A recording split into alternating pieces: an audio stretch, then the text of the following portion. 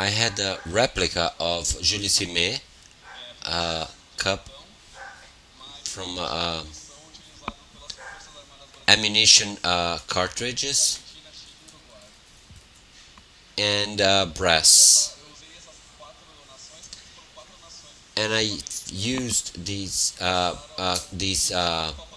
ammunition cartridges from Chile, Argentina, Uruguay, and Brazil.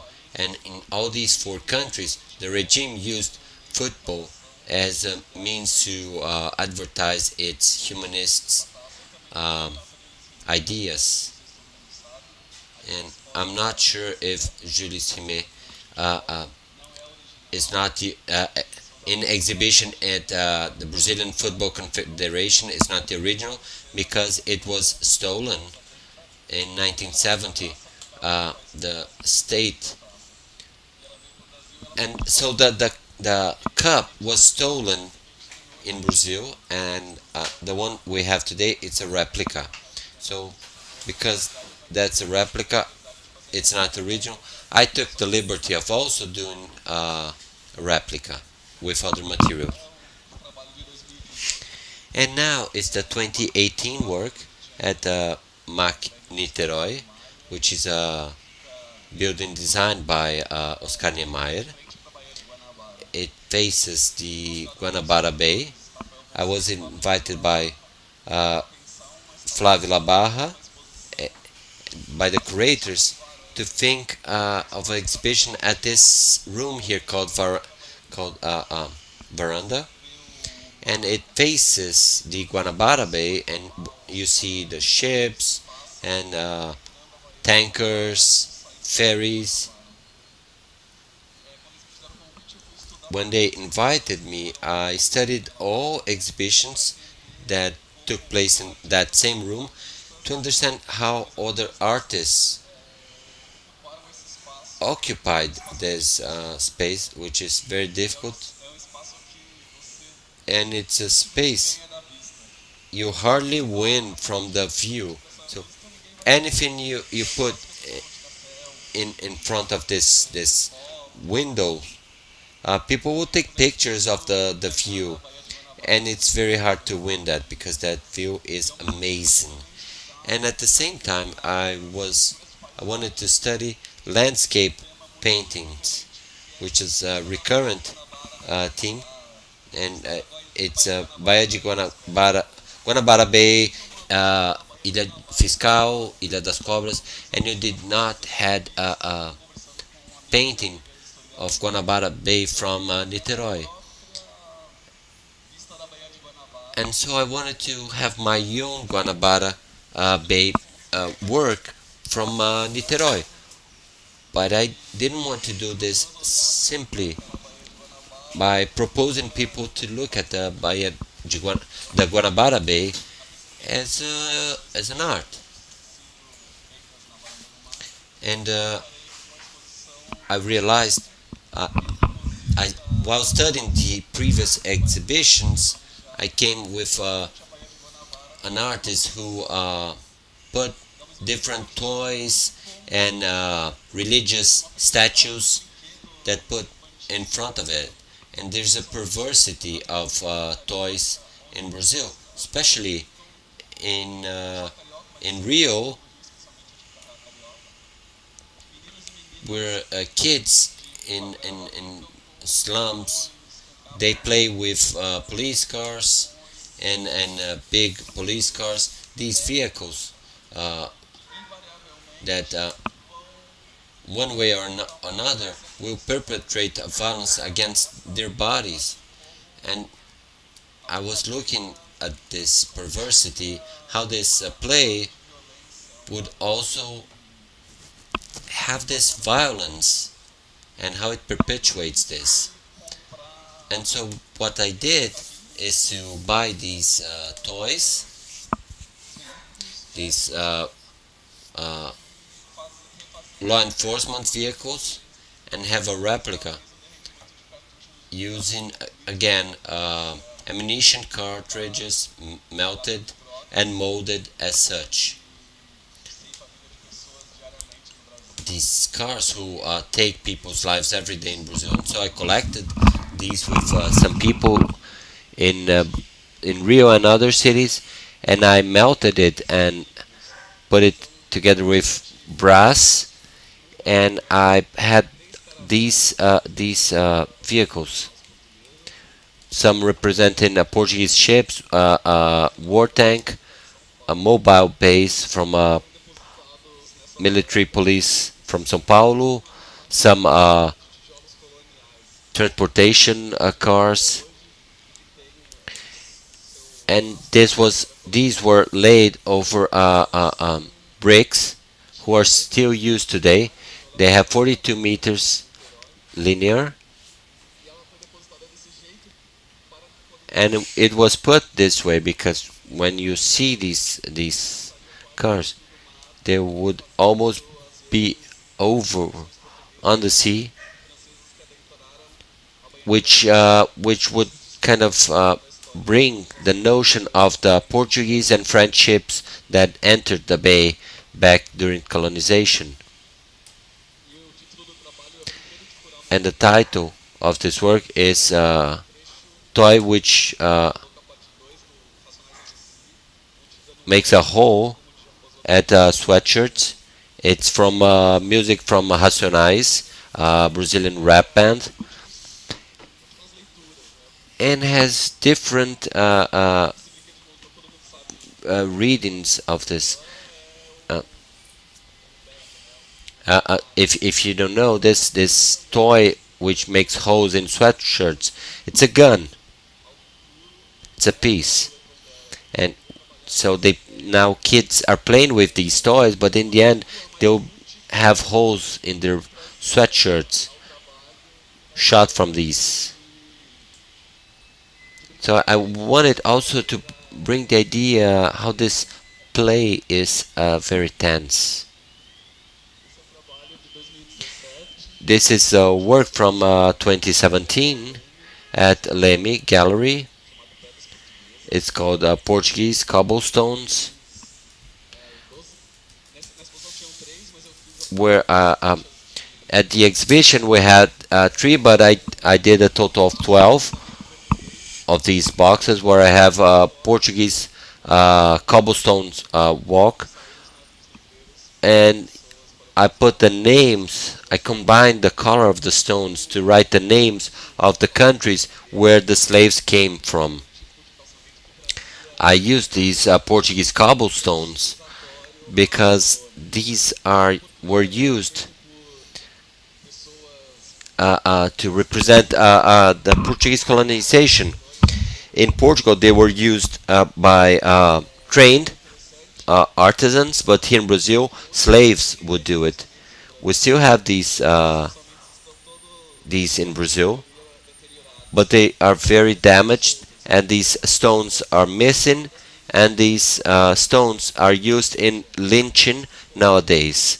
And these stones today, which were put by slaves' hands, are now being used to kill black lives, to end black lives. And so this violence has been taking place for 522 years.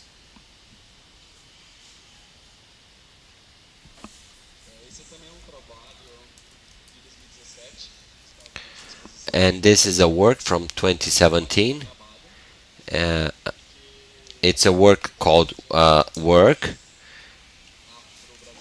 because in African matrix religions, it's work. It's called present to the saints, and so I wanted to play with this word, which is also a thing that puts violence to slaves. And so this was a way to have the offerings to the saints, and how racism in Brazil holds a particular place different than United States racism. Here we have a perversity of this representation, which is almost idyllic, uh, of a work that didn't seem to have any violence, like Jugendas, Johann Moritz, and Debré. You don't realize there was slavery there. You don't have any torture objects, better known, because Debré, Hugendas, and Schindler, they also record public lynching and buying and selling of slaves. But the ones we have more access in school books or daily items are those who erase the violence against the bodies. And this is a very important information to rethink this violence in Brazil, because when you do that, you are re-signifying this violence. And so I collected some of the materials which reproduce these drawings from Debré, Rugendas, and others. For example, here a tapestry. This here is a puzzle, a small tapestry, also a money bill in t-shirts, postal cards. These soup bowls, trash cans. And together with these items, I also printed in work some of some words, some depositions that I collected from people who suffered with racism. And so this is these items are not considered, these sayings are not considered racist, like the service entries in the back, and many others, trying to say that those bodies did not belong there just because they were black. And under it I have a line with iron and fire. These careers are considered to be of black people. These are low study professions, are super well considered, but are low paying and require low skills. And it reflects some of the images being shown there.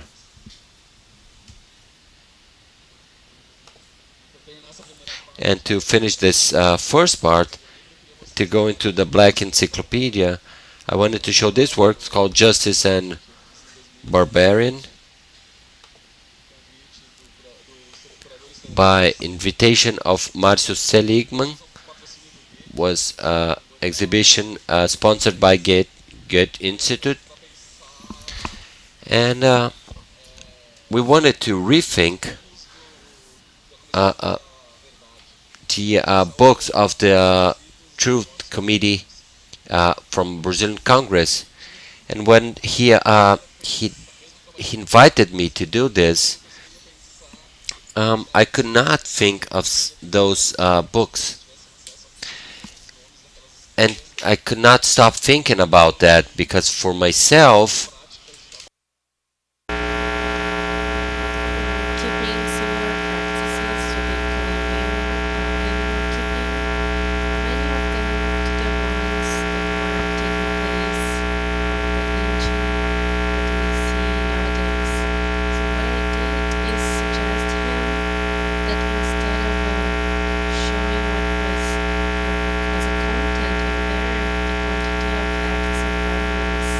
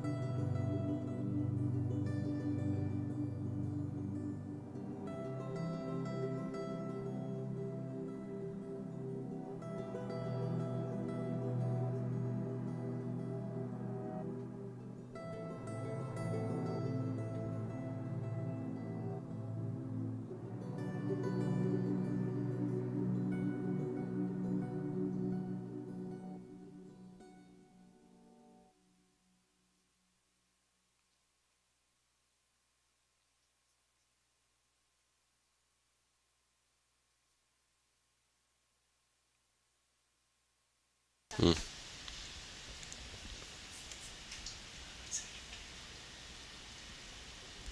As we could see in this video, uh, the comments are self-explaining, and these are comments of super irritating violence.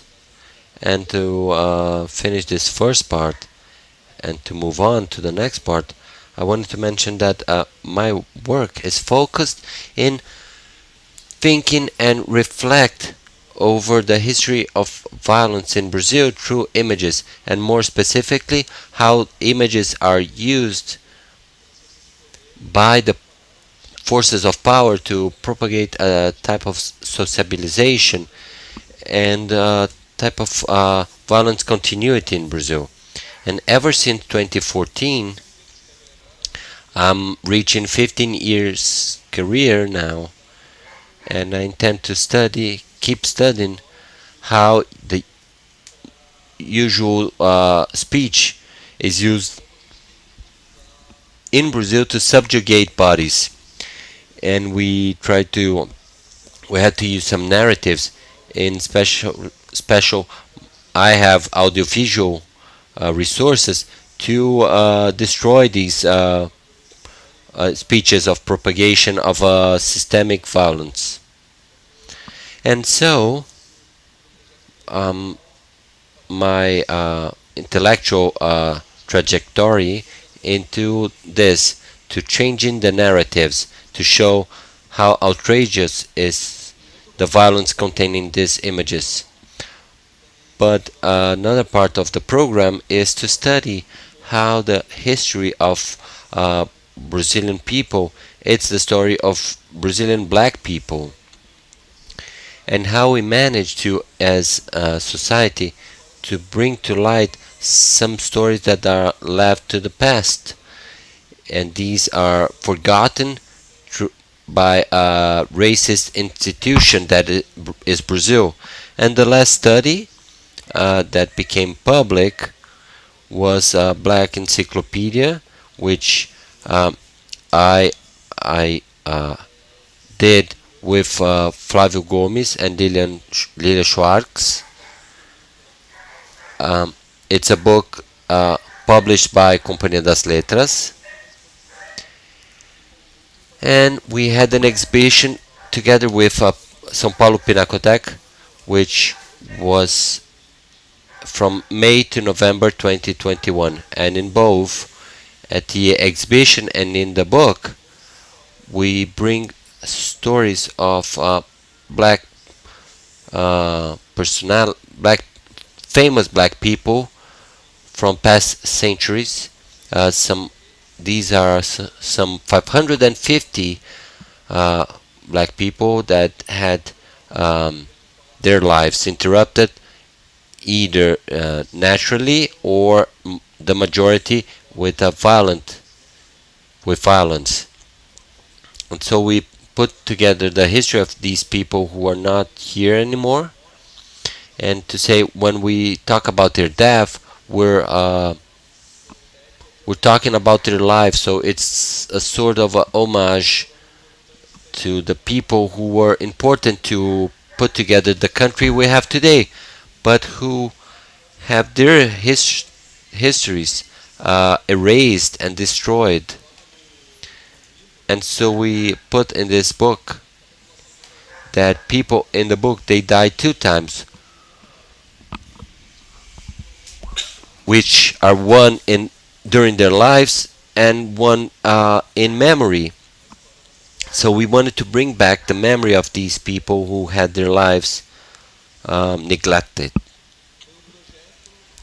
And so this project lasted between research, production, and execution, and to being published, a total of 7 years, using a lot of primary source. Could be obituaries, other types of certificates, but also researching some historic events, like in Canudos, for example, Um, how did they? If we could find someone black at Canudos, try to find these kids. They were not considered blacks. They were considered something else. And so we went in searching and interviewed some important people. We also decided that it would be important to invite 36 black artists to create some paintings of these personalities, these people who did not had. And this is a result of a structural racism that doesn't give them a voice or faces. And so we commissioned some 98 paintings. We only have 36. And at Pinacothek, we have some drawings, some of these paintings. And together with Valera Piccolo, we also had at the São Paulo Pinacothek in the permanent exhibition. And this data that concerns black people because at Pinacothek we have a low presence of black artists, and this is a museum that has a good number of black artists in terms of number of artists, but also the representation of black people in art. And so we decided to open this exhibition with the Abaiana drawing that is at Museu Paulista. This drawing here doesn't have the artist's name, the year, no information. And so we wanted to re-signify this, that up to that, after that moment, it was something else. Most of the cases we tried to give it name, family name, place of birth, and most information we could gather because we wanted to build with that book a place of dignity. And that's why it took us so long. But also the pandemics delayed it for a year. We wanted to gather the most information possible, not as people who were subjected by history, but people who are active and proactive in Brazilian history. And an important is that we didn't want to show only people who were slaves. We wanted to show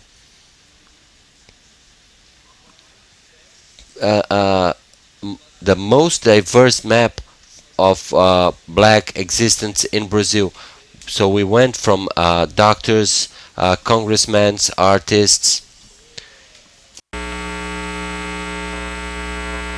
engineers, architects, and even people who had worked in their liberty, for those who belong to their family and which are next to them.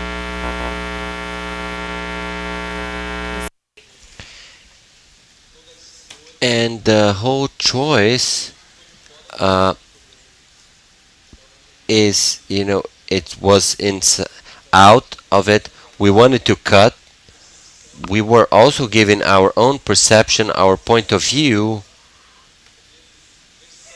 and our own version of history of black people in Brazil. We didn't want to.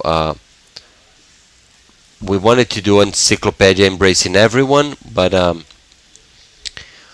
we we had to choose some people, and so we want to do a second edition with more people. It's another production that adds to many others. I will not mention more than one.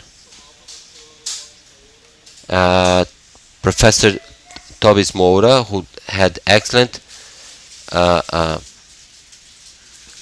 medical books or dictionaries. We've always mentioned that the Black Encyclopedia is a starting point and not an end point here. We are put together here with a very interesting discussion embraced in its majority by blacks historians that were trying to after the racial quotes implemented by President Lula. This year we complete 10 years of our uh, racial quotes, and the Congress is trying to review these. This will be a backstep. I say this because this encyclopedia it comes from a request or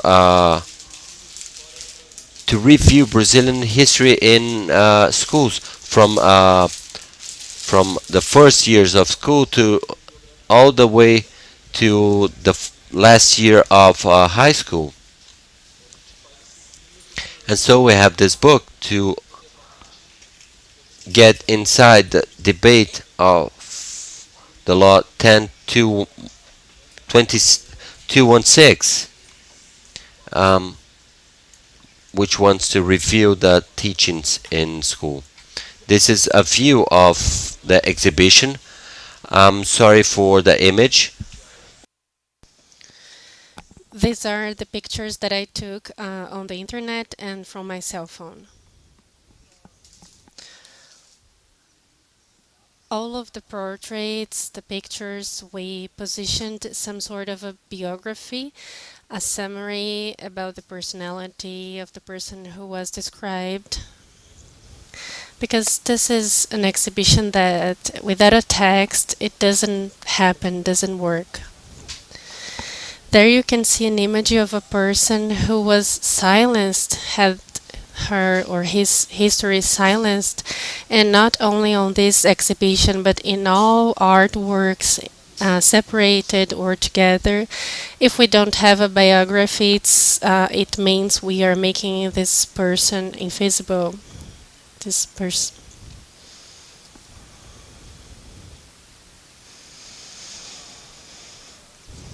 And with this exhibition, we showed 5 exhibitions in the group of the Pinacothèque, so they can dialogue with the Baiana and other artists, and also Sidney Amaral. Thank you so much. Which is the only person which is in the encyclopedia as a self-portrait.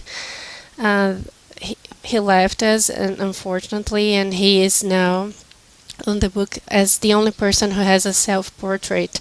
It is important to highlight a partnership with the Pinacothèque, with the production, as well as the artists presented in this exhibition, which in political act they donated some artworks to compose and go deeper in this set of artworks. Without the support of the Pinacothèque and the Institute Companhia das Letras and all of these institutions, and especially the willing to make history from all these artists, we couldn't have this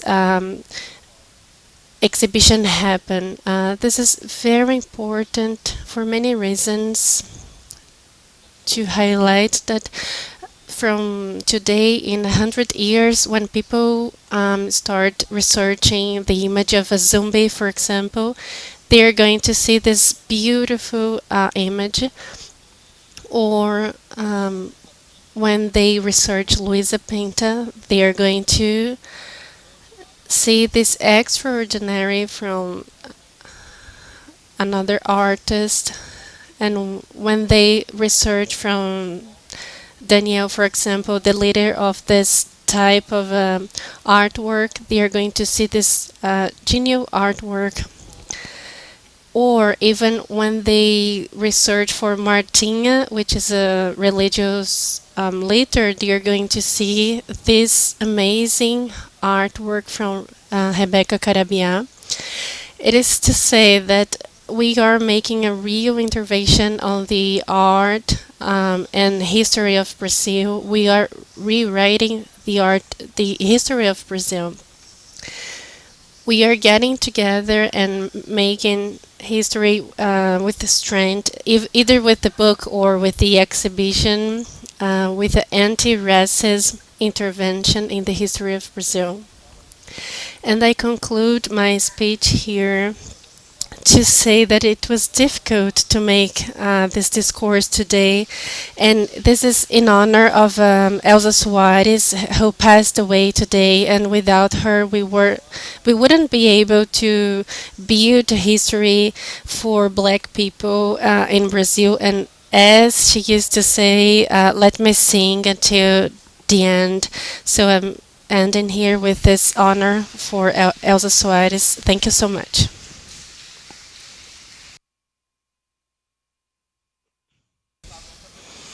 I am open to questions.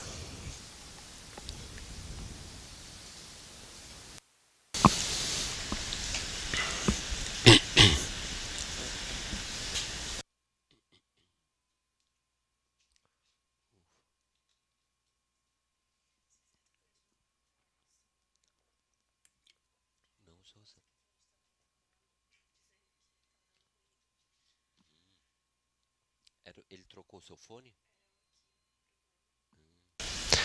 Hi, good evening.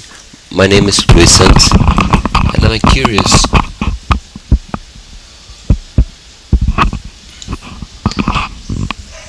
My name is Luis Sanchez, and my question is, you're another artist. It's very bad, this echo.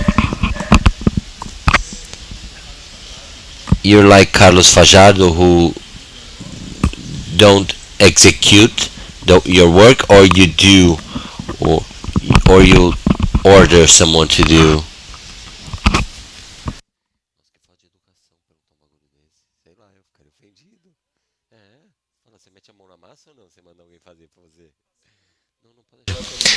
Thank you very much. A bit hard to listen because of the echo, but I understood you.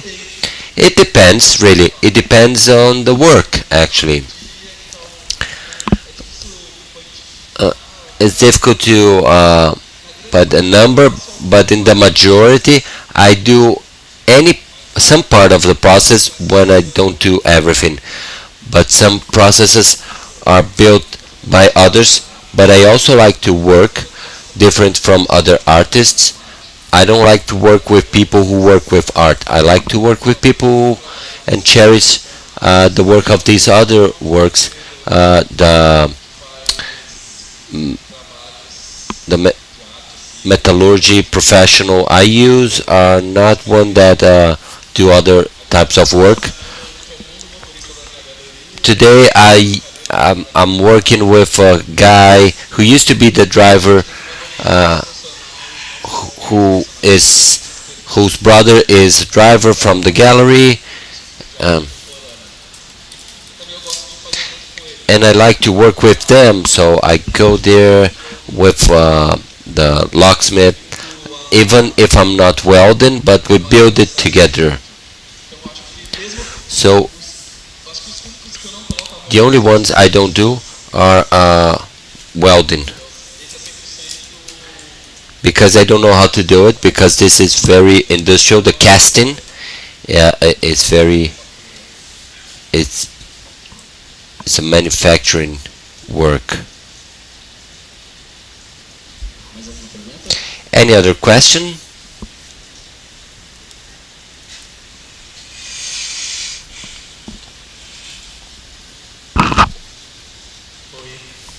Hi, can you hear me?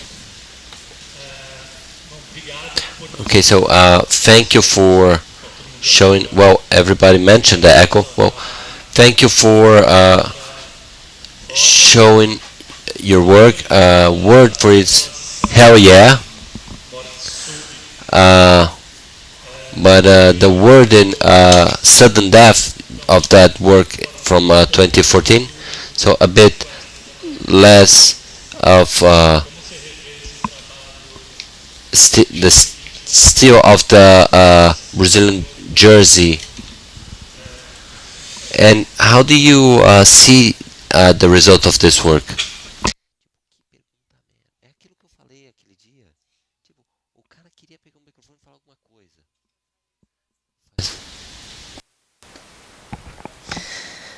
Thank you so much for your question. It is crazy because I have some works when I see nowadays after everything that happened after 2013, but with two highlights in 2018, I look at them and I kind of feel some sort of surprise because we make history like this. At least for myself, I'm not a history guy. I don't have an academic background on that, so I need to see that as like a breed for the future. It's like for example, a duck that has his body from all the back, all the way around. So, and I have my head, a head and my heart for the future. So when I made this work, it was recorded in 2013, and with the audios from the interventions from the MPL, and after that, which is how it started this sort of kidnapping, and we were not sure where it would go in the future. It was like an egg of this snake. It started in 1970, and it has been repeating as a false history. I never liked Amarelinha because I was always associating her with global television, but all the imperialism from global television.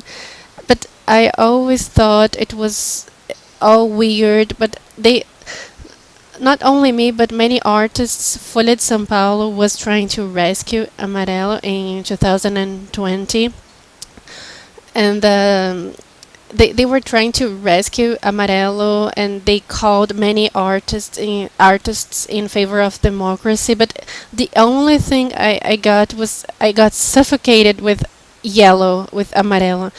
It should be like the other way round when it comes to the color. It was created by when we had this political change in Brazil. Instead of imperialism, the description of the stars, and even though nowadays from the colonial times, for me, not only then but now, regarding the flag, the description of the flag, it is like a vehicle of a propagation of violent acts. So at that time I was not only thinking about that, but I was trying to bring up to the present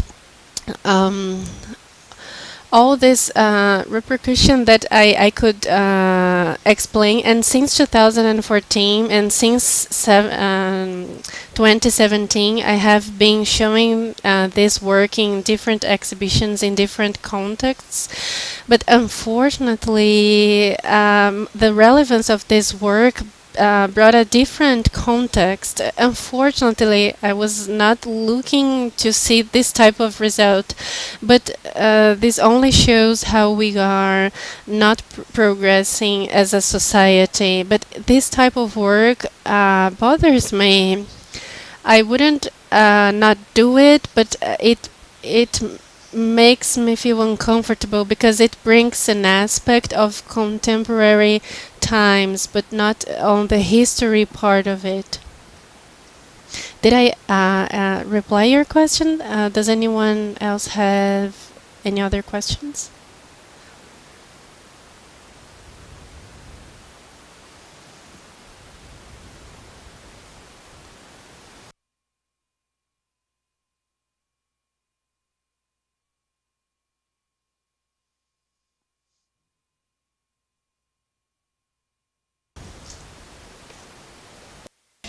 Jaime, there's a thing intriguing me in your work. It's the material you use. You work with very different materials. Do you think about the ideas? Do you project the ideas, having in mind historical aspects and traditions? Could you speak a bit more about this and how the idea connects to the material?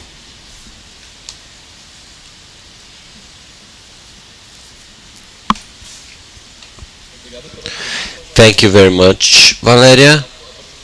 It gives me the opportunity to talk about.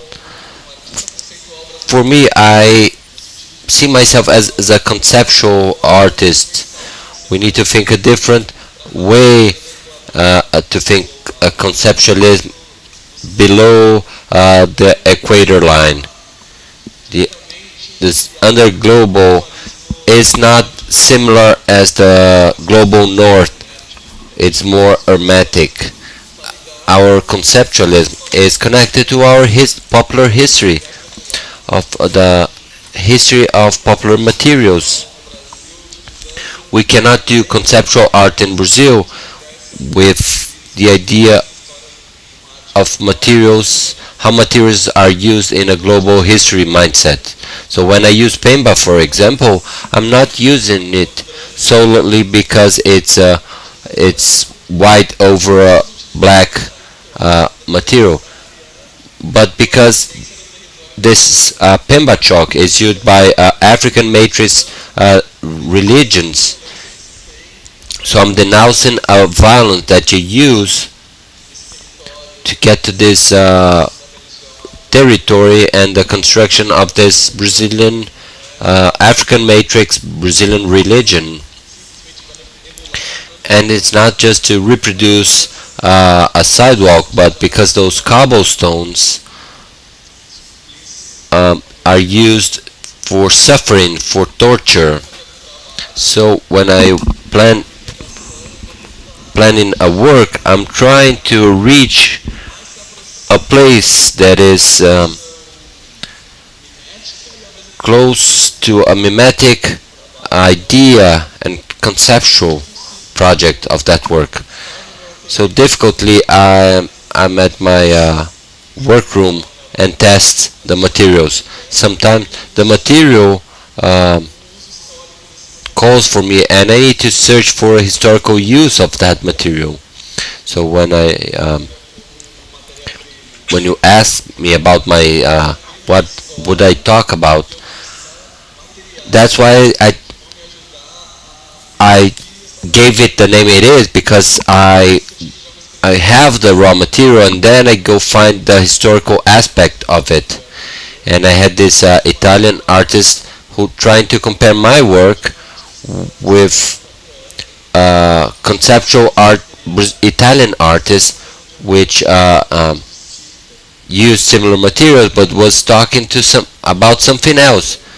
And back then I could not answer him, but it is distinct because I'm not concerned as an artist to address European art, but as an artist to address my work and my research to artisanship. So today I'm planning a work about Bispo do Rosário Bishop, which it's a homage to Arthur Bispo do Rosário, as I would have born at the same period of history as his, and back then I would be an artisan and not an artist because we required a lot of people fighting from a production from Arthur Bispo do Rosário, which was not seen as art back then, to my work be seen as art. And so, to be seen as a conceptual art. So what interests here is Brazil as a problem and as a creative power, as a material power source. And when I took that, was great because I did not would be affected by these shallow readings of my work, and don't want to understand that what we do here is different from the northern hemisphere because the live production is very different. And so this is one of the most difficult parts of my work because I have to test, and it also addresses your other question there. So I test many times until I reach the right material because it is not given, it's not usual, for example, to melt ammunition cartridges, and so foundry, they sometimes they tell you they can't do it, they have to mix it with other materials, and so I add a different element there. It's an element that is related to death or to killing, and so I also talk with history of art, but it's not as clear as conceptual art from northern hemisphere. Any other questions?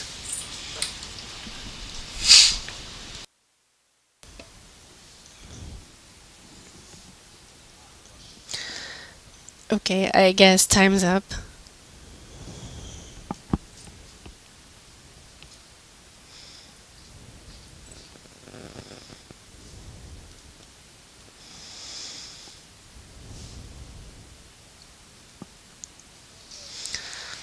Okay.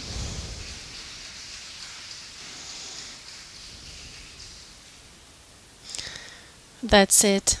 Thank you so much. Thank you all for watching, and see you tomorrow on our last day. Bye bye.